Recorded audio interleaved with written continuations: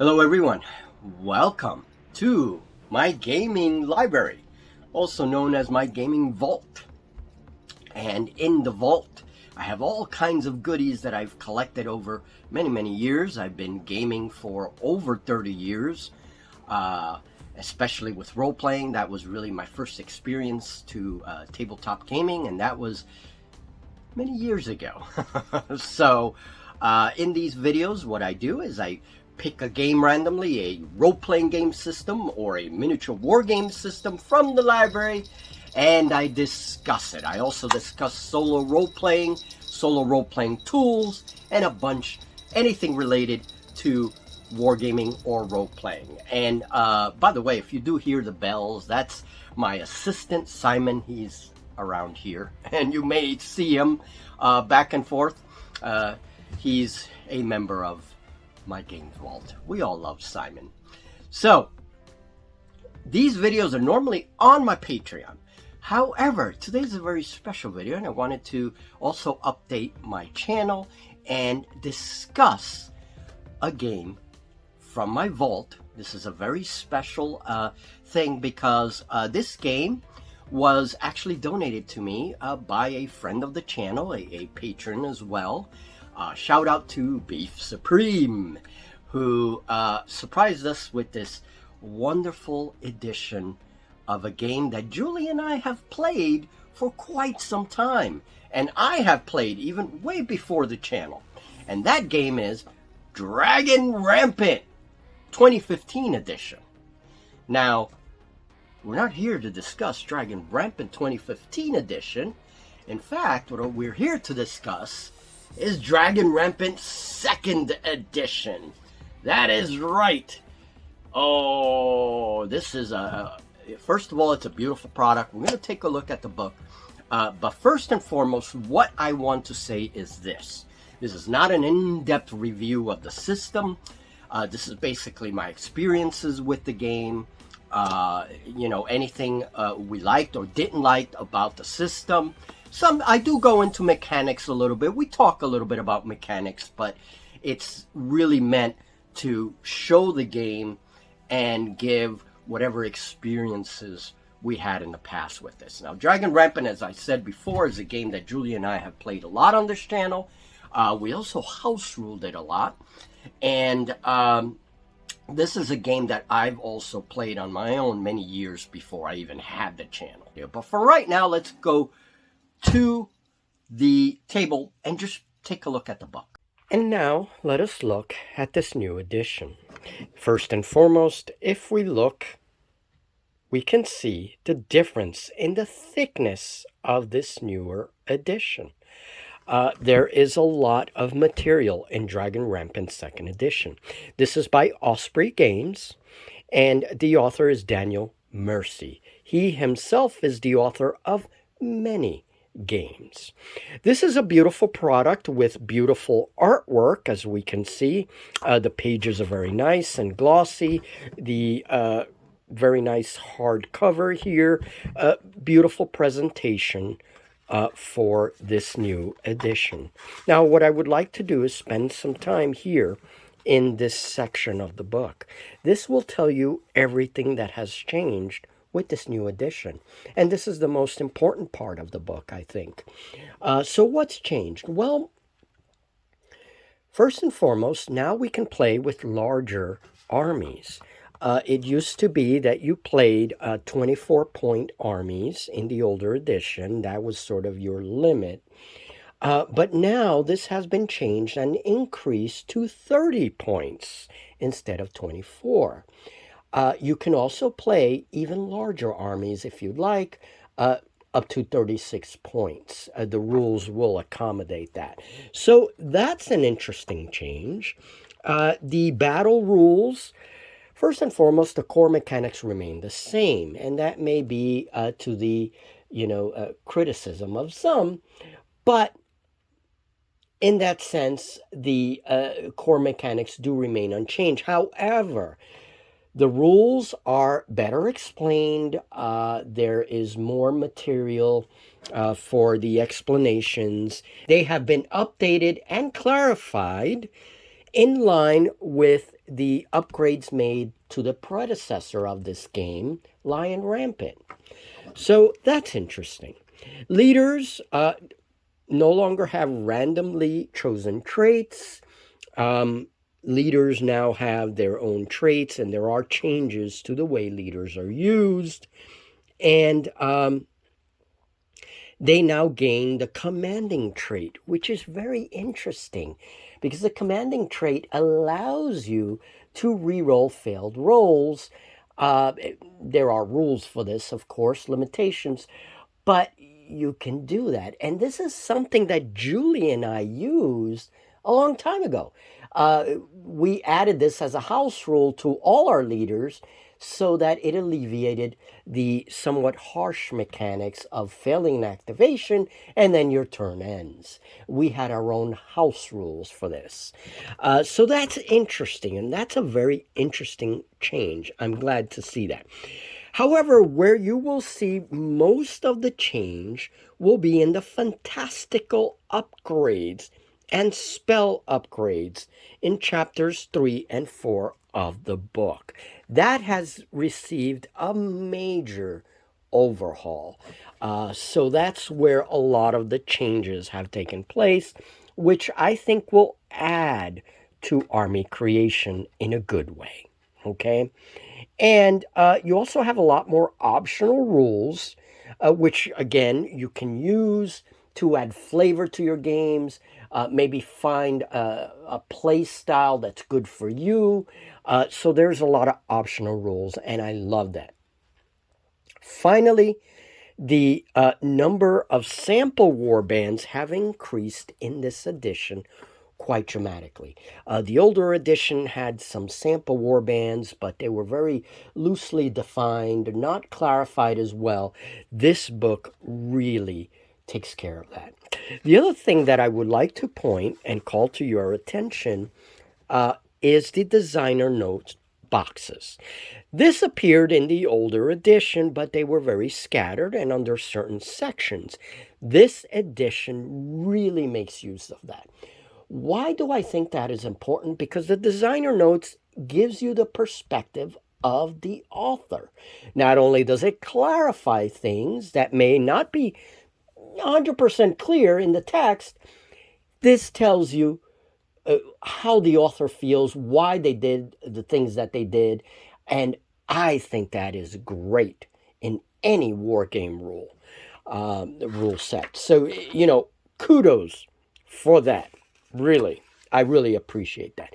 Here are example goblin armies, and you can see, again, there's explanation for 30 army points, for 36 army points, and for 24 army points. There are examples for all of these armies. Again, all of the unit profiles remain the same. You will note, if you own the old edition and you get this edition, you will note that the stats remain the same. Again, things are a little clearer and a little more organized, okay? You have all your templates, which is characteristic of Dragon Rampant, and then you have your battle rules. Written very nicely, very concise. Though the mechanics remain the same, you have better explanations, you have more designer notes, and love that, love that.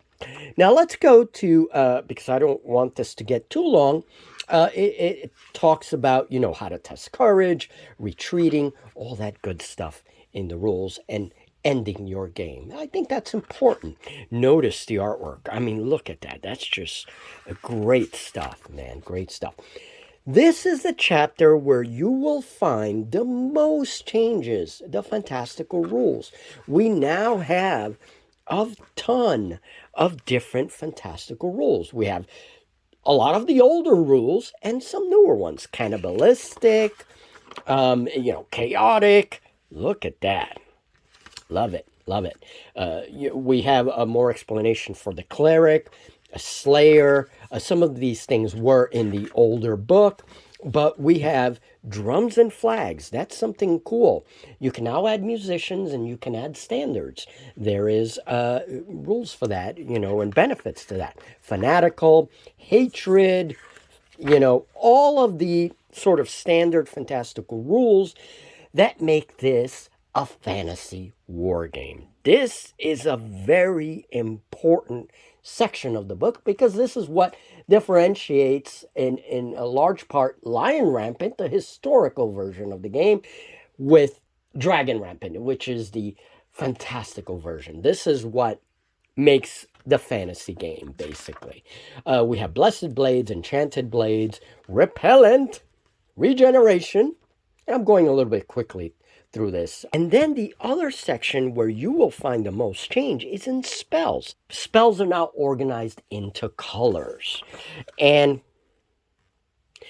so why is that important? Because your spellcaster's level determines how many spells you will have. So if you're spellcaster level 1, you choose 1 color of magic. Spellcaster level 2, you choose 2 colors of magic. So spells are now organized into colors. And that's great. I think that's cool. It changes things a little bit. You have all these different colors, and here is a table that lists all of the spells and their colors. Okay, you can also create your own spell. I love that. I love creating stuff. And then you have a series of optional rules. You're going to see a lot of changes here. This is where the rules really change. It gives you a lot more flexibility. This section of the book makes it a toolbox so that you can really have flexibility to create armies that fit your style. We have a new terrain section. There are terrain tables to explain how terrain works. Look at that.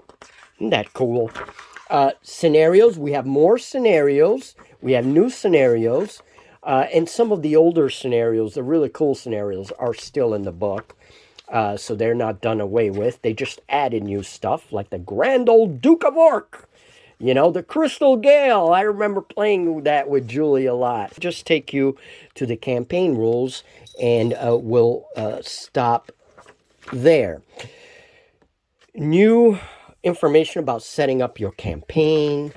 And I really like this. This is a way of keeping track of your campaign. I'm not going to go over this too much, but if we play a campaign in the future, you'll see how this works. It's very interesting. You can get the book and see how this works yourself. It's a new way of tracking your campaign, and I really like it. It's interesting. And then we get to the final section that has been really upgraded, is the sample warbands and bestiary. There's a lot more here in addition to the standard fantasy tropes and all the ones that were in the old book. A lot of those are in here. But they added a couple of new things. They added, we have graveyard dwellers, we have Knights of the Shining Citadel, we have Lizardkin, Men of the North, Men of the West. Some of these were in the old book as well. We also have Renaissance men. You can add a little black powder. It's kind of like a Victorian army. Sand Marauders, the 9 Travelers. This is interesting because I always wanted to play Middle-earth, and I have in the past. I've played Middle-earth style games with Dragon Rampant rules. Well, now we actually have stats for the Fellowship of the Ring.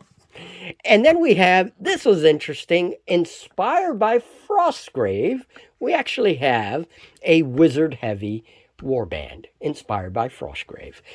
Interesting. And here are the credits to the book. I always like to show this. Very important. Daniel Mercy, the main author, and all of the artists. And yeah, and then we have some reference sheets. That ends this account of the new edition.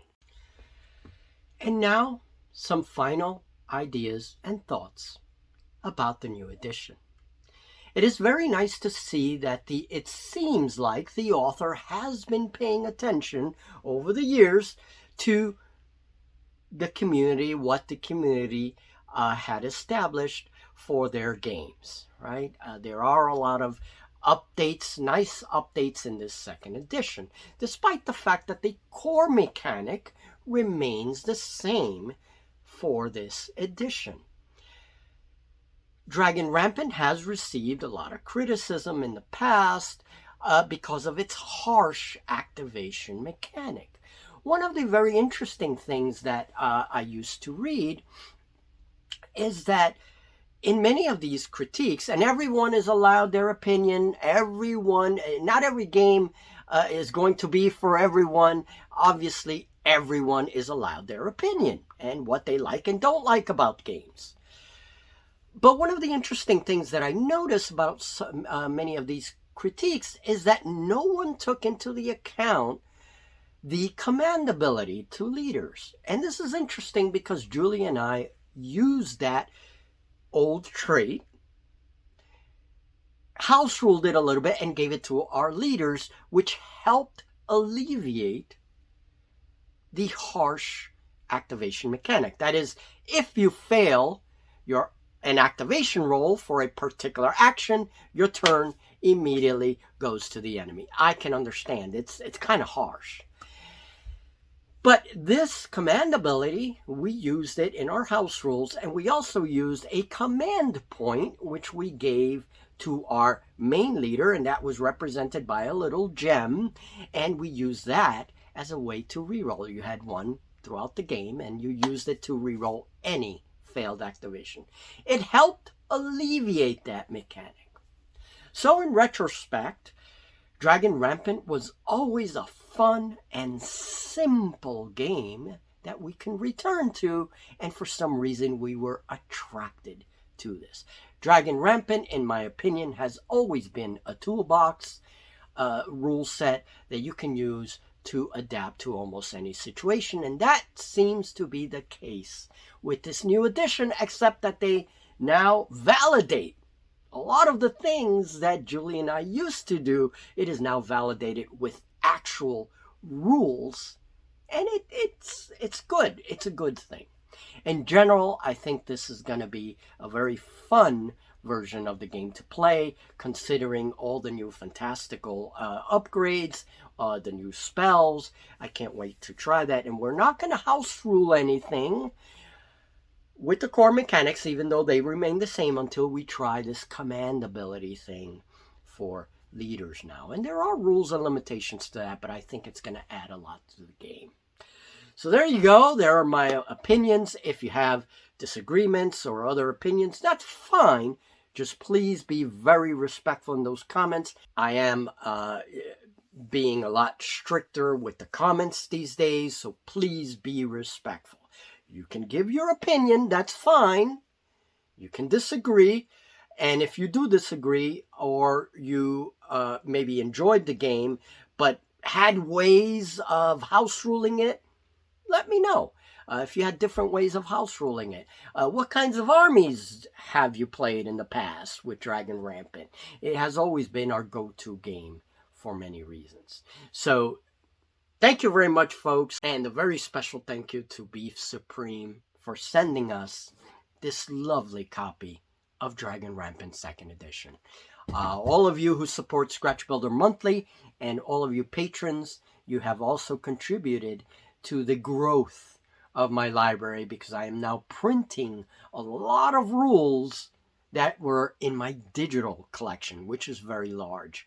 I am able to slowly bring some of these games out into these binders that you see behind me. So thank you very much. That's all due to your support. It helps provide ink and all that good stuff. So thank you to all our supporters. Have a great one, folks, and I'll see you in the next video. Hope you enjoyed your visit to my Game Vault in this very special edition of Welcome to my Game Vault. See you in the next video.